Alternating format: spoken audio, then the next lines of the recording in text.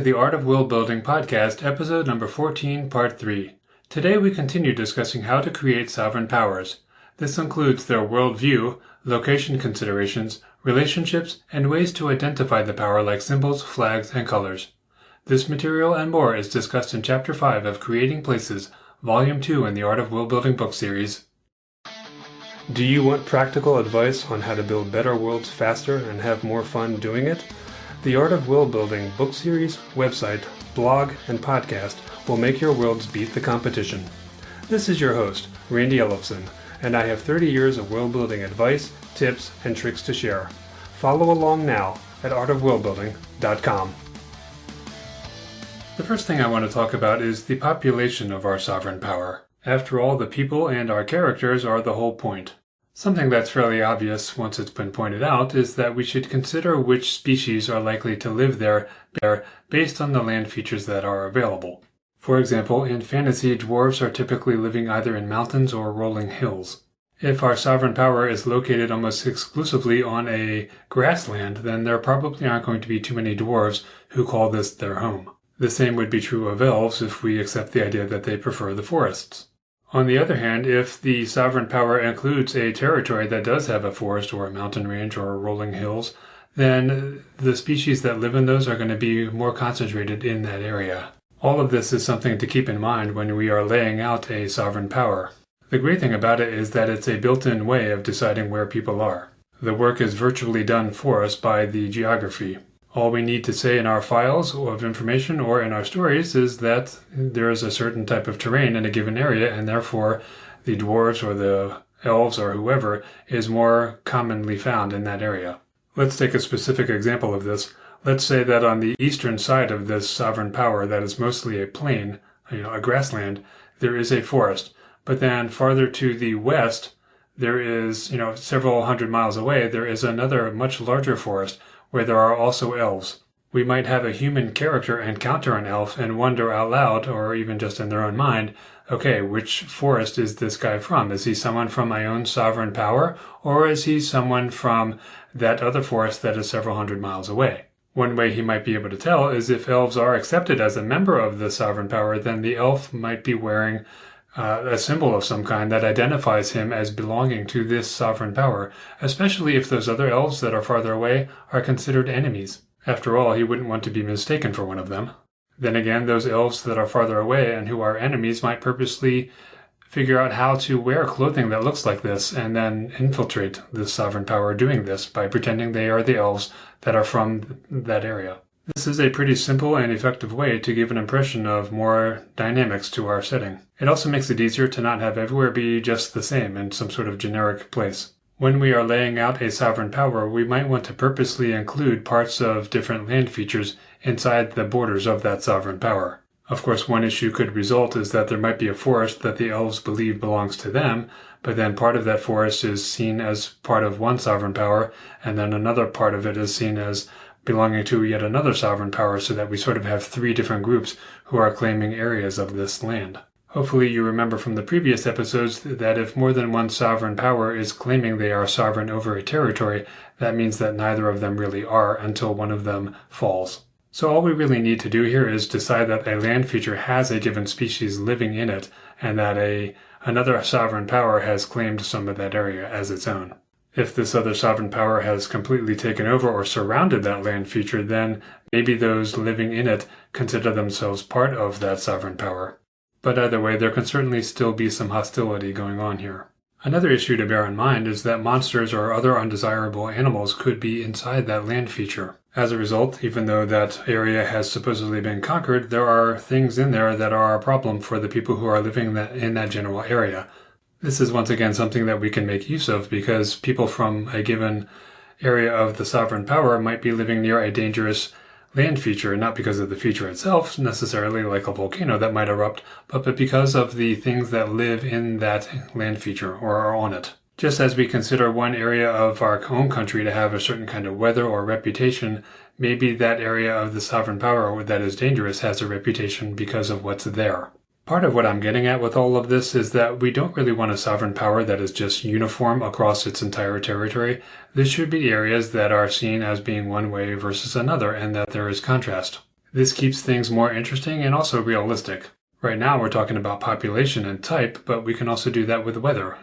In other episodes, we talked about how climate can be different in one side of a continent versus the other because of things like prevailing winds, and this is something that we should make use of to create more variety.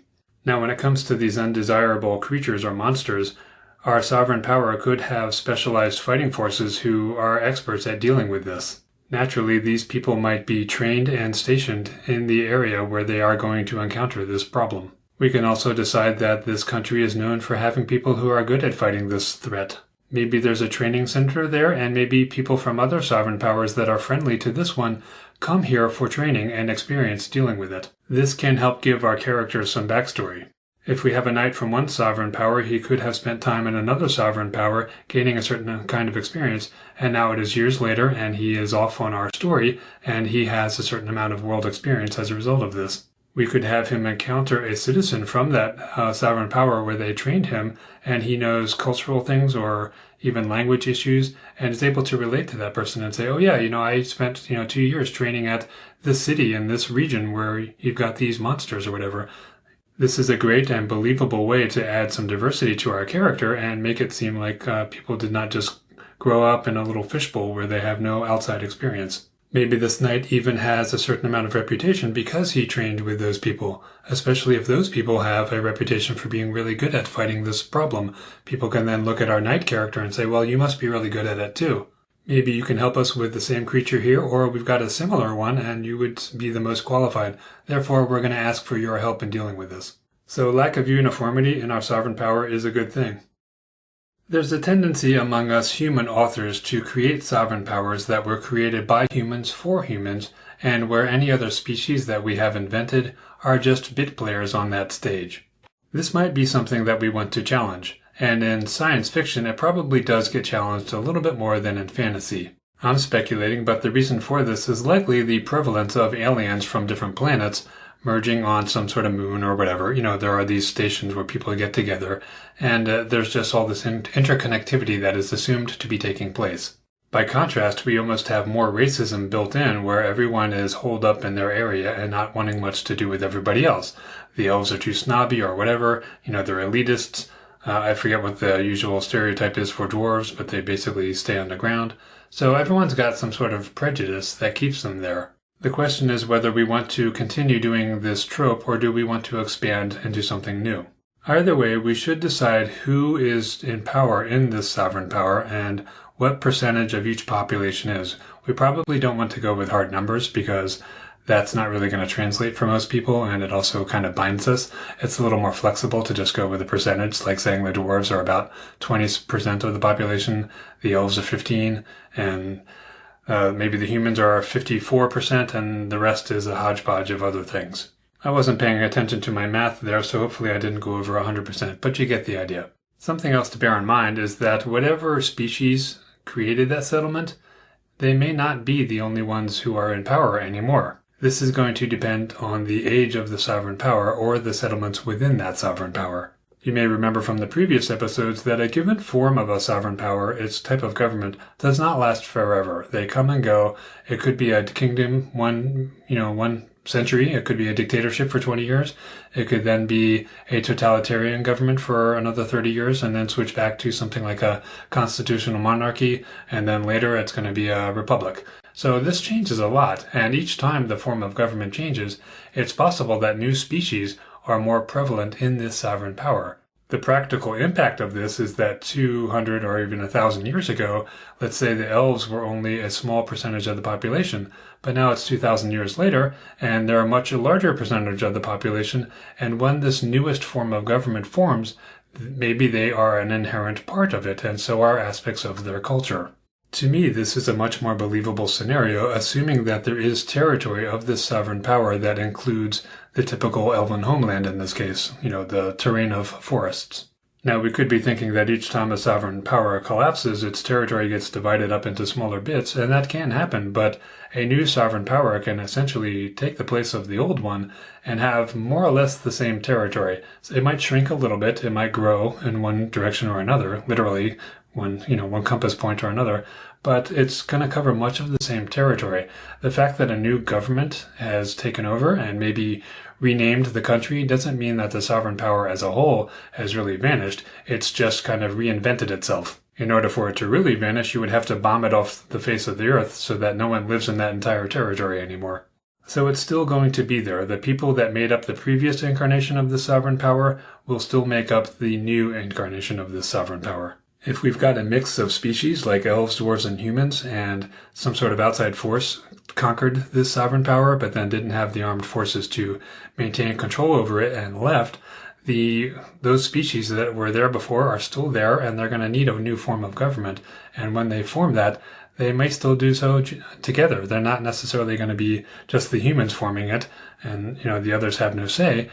If they've been around for a while, then maybe they've changed their minds about how they want to do things, and they are more inclusive. This does happen. People don't just they don't necessarily just shove people out. And what I'm talking about there is, by shoving people out, is excluding them from the new government. If it's going to be a more authoritative state, then maybe they do. But if it's going to be a new form of democracy or, like a federal republic, then those are more inclusive by nature. And this is how we're going to end up with laws that say that, yes, the elves can be elected prime minister, for example. And if you're thinking it's only elves who are going to be pushing for that, that's not necessarily true. In the United States, the founders tried to make things inclusive from the very beginning, and this has mostly lasted since then, although it has had problems and challenges, but the basic vision of inclusion was created by white men, where they wanted to give more rights to others. Now, some of that wasn't there in the beginning. Eventually, women had to be given more rights, like voting rights, and others had to be given more rights, but the basic idea of the country being inclusive was there from its founding. So even though white men arguably founded the country or were involved in creating the documents like the Declaration of Independence and the Constitution, today we've had a black president, and it's been a really long fight to get to that point, but this is the kind of thing that we can do in our sovereign powers that we are inventing. What I'm getting at here is that we should decide who invented the sovereign power a long time ago, and then how things have changed as time has progressed, and who was involved in the new formation of the sovereign power, and what kind of rights they have. In order to do that, we need to understand our population, and in order to do that, we should have an idea of what land features are included in our sovereign power's territory. If you're looking for more world-building resources, artofworldbuilding.com has most of what you need. This includes more podcasts like this one, and free transcripts if you'd prefer to read an episode. You can also find more information on all 3 volumes of the Art of Worldbuilding series, which is available in ebook, print, and audiobook formats. Much of the content of those books is available on the website for free. You can also join the mailing list at artofworldbuilding.com/newsletter. This gets you free, reusable templates from each published volume in the series. You don't even need to buy the books to get these. I also send out contest information, free tips, and other stuff to help with your efforts. Please note that I do not share your email address with anyone because that's against my privacy policy, and you can unsubscribe at any time. Sign up today to get your free content and take your world building to the next level. Since we've been talking about relationships within a sovereign power, let's talk about that a little bit more and how that can be affected by relationships with other sovereign powers. All good stories need tension, and even in the gaming world, we need to have reasons for our characters to go from one place to another. So let's talk about causes of tension, and the first up is going to be ethnicity. This is similar to racism and is an unfortunate reality that we can use in our work. If we'd prefer not to include this in our work, then it's better to not comment on it at all and just ignore it than to actually comment on it and say that there is no ethnic hatred, because that's not really realistic. It's a nice end state that maybe humanity or other species of our invention will one day get to, but we're not there, and I doubt it's going to happen anytime, even on fictional worlds. But it's just, if you don't want to do anything with ethnic hatred, then just ignore the subject rather than saying, hey, everyone gets along fine, because that's not realistic. It's also not interesting. In general, with ethnic hatred, what happens is that unfavorable attributes such as character are assigned to a group of people who usually share physical traits, and that makes them easier to physically identify on sight. Usually we're talking about facial features like the shape and size of the nose or the eyebrows, the jaw, even the mouth, or really anything. In a world with fictional species, we can use other features that are more prominent, like the pointed ears of elves or a lot of the brow ridges that you see on characters in something like Star Trek. So if you want to create ethnic hatred, one of the things that you can do is just decide that people in a given region of your world have certain physical features. And there doesn't need to be any rhyme or reason for those. It's just going to be the way it is. What I mean is that those features are not going to have anything to do with where they live. It's just that people who had those features have congregated in that area for a certain amount of time, and now they are associated with that area, and they are an actual ethnic group. People typically just assign negative character traits to a group of people with whom they have experienced tension before. It might have been some sort of dispute, and it could have been anything from cultural to ideological, or something based on the form of government.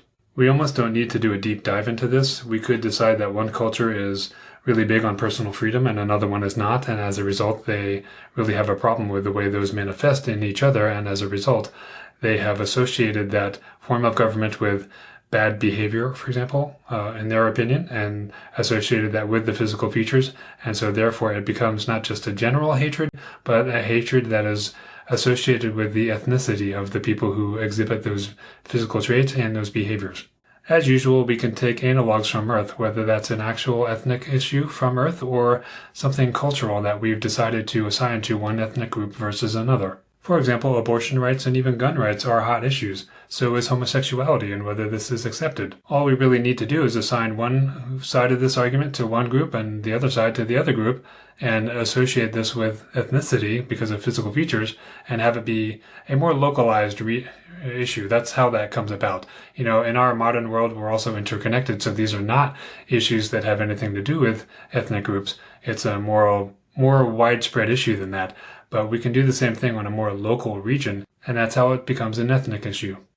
This brings up another source of tension that can happen within a sovereign power or between one and another, and that is the worldview. And we can use countries on Earth again as examples. For example, we have some that are known for being democracies and others that are known for being these authoritative regimes that are really brutal to people. And something that can happen is that countries can end up fighting proxy wars. For example, the United States likes to see democracy spread, and so sometimes we assist other countries in becoming a democracy. By contrast, communist countries have typically supported each other for the same reason. At times, we've had the United States propping up one country and another country like Russia propping up a different one, and turning this into a kind of proxy war where the United States and Russia are not going at each other directly, they are fighting each other ideologically through countries that each one of them is supporting. Another source of conflict is resources. Earlier, I talked about having a forest that is partially or completely inside a given sovereign power. Well, what if there's something in that forest, whether it's the trees or something special that we've invented, and it's rare, and therefore the sovereign power has total control of it, or at least partial control of it, and somebody else wants that thing? Well, now we've got a source of conflict. This is another thing to bear in mind when you are laying out where your sovereign power's borders are. On that note, territory is another source of conflict. Aside from the obvious reason we were just discussing, it could be an issue where something like a landlocked sovereign power wants access to the sea, and it can't get to it unless it conquers another territory. Of course, if both sovereign powers in question are democracies, then maybe they work together in a more peaceful way, but if one of them is totalitarian, like a dictatorship, and the democracy is the one that has the access to the sea, it's probable that the totalitarian government is going to attack instead of negotiate, unless it's going to do something like build up its nuclear weapons, for example, using an example on Earth, and say, hey, we're only going to give up these weapons if you give us access to the sea. This is the kind of thing that goes on in the real world, where sometimes countries build up an arsenal, not because they're intending to use it, but as a bargaining chip. It's always smart to go into negotiations with something to trade. For those of you who support crowdfunding, I am on the Patreon site and would appreciate any support you can lend. It can be just $1 a month. Higher levels of support get you increasingly cool things, such as PDF transcripts, MP3s of my music, which you hear in these episodes, free ebooks and short stories, bookmarks, and even signed copies of books and CDs of my music. Many of these are unavailable to the public. Your support can help me cover the expenses of producing the show. Even better, you can help me promote it and make it more successful. Without you, there's no point in doing this. Are you benefiting from this free podcast? If so, just go to artofworldbuilding.com and click the big icon for Patreon. And thank you for your support. Let's take up one of the easier subjects in world building, and that is the different ways that we can identify our sovereign powers. Sometimes it feels like there's a lot of research or other things we need to do and spend a lot of time on something, but this is one area of world building that we can just do one at a time or in batches and just kind of quickly get this done and move on. It's relatively lightweight. What we're talking about here are symbols, flags, and even slogans like you might have seen in Game of Thrones. These are used to identify a sovereign power. Of course, they can also be used to identify smaller units like a settlement. On one hand, this is a minor subject, but the symbols are important exactly because they are symbols. We can create a brooding, intimidating symbol for an authoritarian power and then something that's a little more welcoming for a democracy. These symbols will be emblazoned on things like ships or battle stations or the walls of a castle or, just the flag that's flying overhead. They can also be incorporated into the uniforms that characters are wearing. Along with the colors, these symbols are a good way of quickly getting across an impression. This is one of our great uses for them as storytellers. That said, I do think this is something that should be invented later in your development of a sovereign power because you're going to want to understand what your sovereign power is like and what it may represent to other people before going too far with something like this. However, you can always change your mind. If you decide that your symbol is really cool, but maybe it doesn't go with the sovereign power you originally associated it with, you can just take it off and put it on another one, provided you haven't actually published something using that. The goal of any identifier we choose is to not only identify that power, but to embody or portray a fundamental trait of that power. And they can inspire fear, loathing, love, indifference, or they can also be a rallying cry during a war. And when our characters are traveling and they are going to arrive somewhere, they're going to be on the lookout for these symbols, and failure to mention them is a bit of an oversight. Imagine even on Earth, if you were a boat in the ocean and a ship was approaching you and it was a military one, would you be looking to see what country it belonged to? Because if it's from Russia or the United States, that could have a very different impact on what's going to happen to you. When it comes to symbols, these may change each time the sovereign power itself changes. In fact, this is more likely than not because the new government wants a literal symbol of the fact that it is a new government and it's not the previous one. There's been a change. Of course, it could also change the name of the country, for example, but it's still going to want a symbol. But it doesn't have to change it, especially if the symbol is something that is very cherished to the people. Also, if the symbol is a geographic feature like a mountain that's distinctive, then that's probably not going to change if that mountain is still within the territory of this sovereign power. That brings up an interesting scenario of that land feature being in a territory that has been conquered by another sovereign power, and now the symbol of this sovereign power is located in another sovereign power. That's probably going to be a big point of pride and something that really bothers people. Bear in mind that an authoritative government is going to have a more intimidating and bold symbol, and even the colors, to imply the oppression and dominance of that government power. Even the architecture in such a sovereign power can reflect the attitude of the people who are in control. On the other hand, a democracy might want softer colors and a less threatening and more inclusive symbol. We should be sure to make a comment about the impression that any symbol we invent makes. If we just say that it's a hawk, that doesn't really tell us what it looks like. It could be depicted in a benign position or one where it's kind of attacking or one where it looks majestic. These differences are pretty important. When it comes to color, a domineering government is going to choose a primary color, such as red. They can also use things like black and white because these are fairly stark. Colors certainly come into play when it comes to flags because many of the simplest flags here on Earth are simply a horizontal stripe of one or more colors. These colors don't have to signify anything to us, but it's always better, of course, if they do, although the average person often forgets what the colors may mean. I think that this is one area of world building that we can usually skip because the average person reading our work is not going to care what the colors mean. What they care about is the impression. Bear in mind that the flags should be relatively easy to depict because on our modern world we have machines that can create really elaborate designs, but you may have noticed that most flags are not that involved, and that's partly because they're very old, when it was relatively easy to sew together 2 or 3 different horizontal stripes, that are each in a different color in order to make a flag. So if we're doing fantasy where the technology is not like our modern world, we might want to go with pretty simple flags. But if we're doing science fiction where the technology is far in excess of what we have here, then we may want to go with something that's a little bit more elaborate. The more advanced it is, the harder it is for the average person to depict that flag. If you'd like to subscribe to this free downloadable podcast, here's how to do it. For iPhone, iPad, and iPod listeners, grab your device and go to the iTunes Store. Then search for The Art of Worldbuilding. From there, download the free podcast app by Apple, and then subscribe to the show from within that app. For Android listeners, you can download the Stitcher Radio app, which is also free, and search for The Art of Worldbuilding. This only needs to be done once, because new episodes will become available in the app each time one is released, and you will never miss an episode. I want to say a few words about the location of our sovereign power because, as the old adage goes, location is everything. We've already talked about how land features can influence this, but I want to go into this a little bit more. And the example that I'm going to use first is that if we have an island nation, then this can really impact the culture that originates in that place because they are going to be relying on the sea, not only for transportation, but for things like fish. As a result, they might be not only very good at sailing, but they might be explorers. On one hand, this is so obvious that it almost seems like a cliche, but it's also so obvious that it would not make sense to not do this. However, if that nation is relatively young, it may not have the industry to really build ships to do that, and as a result, it might be the kind of place that is easily conquered by others who do have that industry and the resulting skill at sailing. They also might not be good at fighting, so that they get conquered even though they are good at sailing.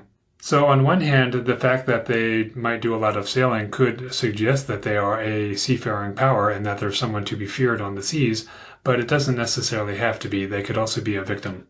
Something else we can also leverage is the proximity to the equator. Here on Earth, we still need to use the equator to help us lift off into space, and the reason for this is that it's easier to get to that kind of altitude if we are closer to the equator because the Earth is spinning faster there. In science fiction, we could decide that the engines are so powerful that this is no longer a concern, or we could decide that the world that we're creating is a little bit more like our modern one, where they still need to use certain kinds of rockets that benefit from being close to the equator. One scenario that can be helpful here is that if a sovereign power wants to launch something into space, but it's not near enough to the equator, then it's probably going to want to form alliances with a sovereign power that does have that territory.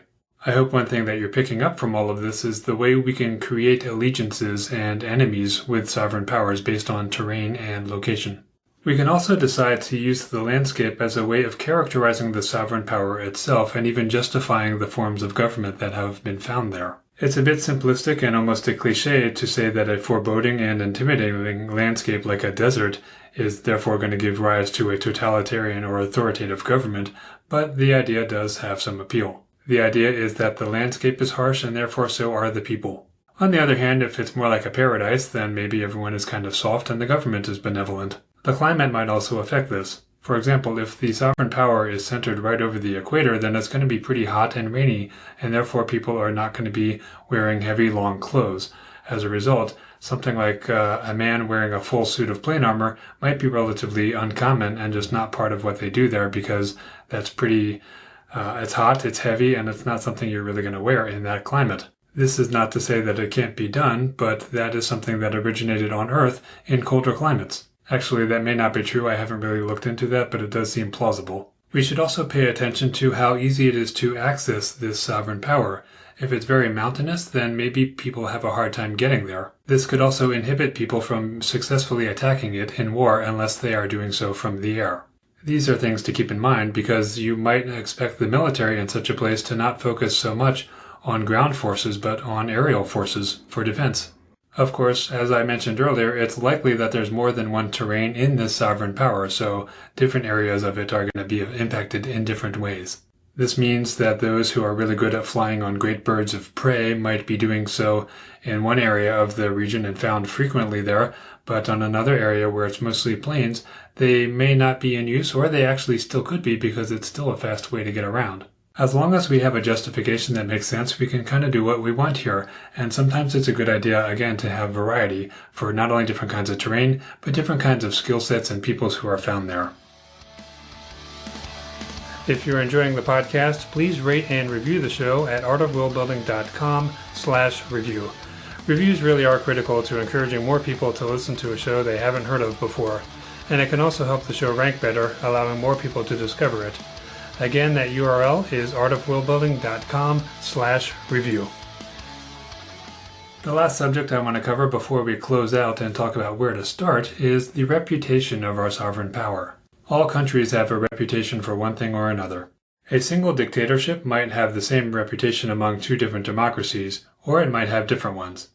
More importantly, a dictatorship will view a dictatorship differently than a democracy will view that dictatorship.